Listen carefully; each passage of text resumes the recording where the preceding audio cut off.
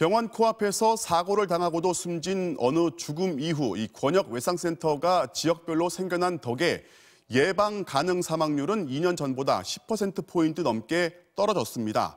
하지만 선진국에 비하면 여전히 높은 편이고 모순적이지만 대형 병원이 가장 많은 서울의 예방 가능 사망률이 전국에서 가장 높습니다. 서울에는 이 권역외상센터가 없기 때문입니다. 장슬기 기자가 이어서 보도합니다. 사망자 비율로만 계산했을 때 전국에서 예방 가능 외상 사망률이 가장 높은 지역은 서울이었습니다. 2년 전에 비해 유일하게 사망률이 떨어지지 않았습니다. 대형 병원들이 집중된 곳이라 의아하지만 아직 서울에는 권역외상센터가 들어서지 않았습니다. 국립중앙의료원이 운영할 외상센터 설립이 계속 미뤄지고 있기 때문입니다. 권역외상센터에서의 예방 가능 사망률은 15.9%로 현저히 낮습니다. 즉, 외상센터의 확충이 중요합니다.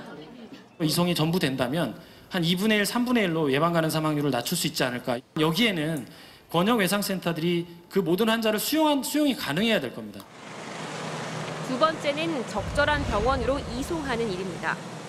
비슷한 수준의 부상을 입었다고 하더라도 첫 병원에서 치료를 받은 환자보다 병원을 옮긴 전원 환자의 경우 예방 가능 사망률이 2배 가까이 높았습니다. 구급 이송 단계부터 빠른 판단이 필요한 겁니다. 현장에서 이송병원의 선정이 잘못돼서 결국 최종 치료를 할 수 없는 병원으로 환자가 이송되었기 때문에 전원이 증가하는 것으로. 예방 가능 사망 환자의 절반은 출혈만 제때 잡았어도 살 수 있었습니다. 수혈은 병원 도착 15분 내에 이루어지는 것이 원칙이지만 사실상 지켜지지 않고 있었습니다. 외상 환자 치료 가이드라인을 재정립할 필요가 있는 겁니다.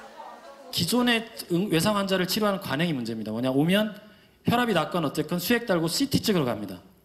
왜냐? 갔다 와서 진단이 돼야 각과를 부를 거거든요. 전원을 보내건다. 그것 때문에 지연이 됩니다. 다 대부분. 외상 치료 거점 확충, 이송 시스템 개선, 치료 가이드라인 재정립까지. 병원 차원에서는 해결하기가 어려운 문제이기 때문에 결국 외상 환자 치료에 대해 어느 정도까지 지원을 할 것인지 사회적 합의가 필요합니다. 지난 2011년 병원 바로 앞에서 사고가 났는데도 제때 치료를 받지 못해 숨진 김우수 씨의 죽음은 권역외상센터 설립의 계기가 됐습니다. 아덴만의 영웅 석혜균 선장, 총을 맞고 판문점을 넘은 북한군 오청성.